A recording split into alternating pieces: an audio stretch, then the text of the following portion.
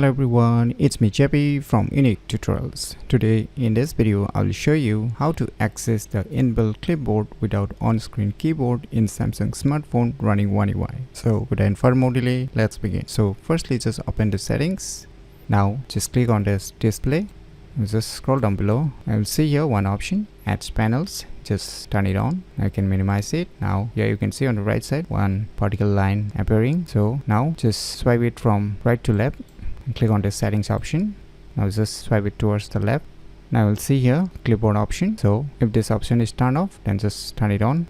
Now just move back. Now just place your finger on this particle line and swipe it towards the left. Once again swipe it towards the left again once more. Now you can see all the copied text present in my clipboard. So now you can see you can finally access the inbuilt clipboard without needing to open the on-screen keyboard. So by using these cool tricks, you can easily access the inbuilt clipboard without on-screen keyboard in Samsung smartphone running One UI very easily. So if you never known about these cool tricks, then you should definitely give it a try. So if you find this video tutorial useful, please click on the thumbs like button, and if you're new to our channel, click on the subscribe button, and lastly, thanks for watching.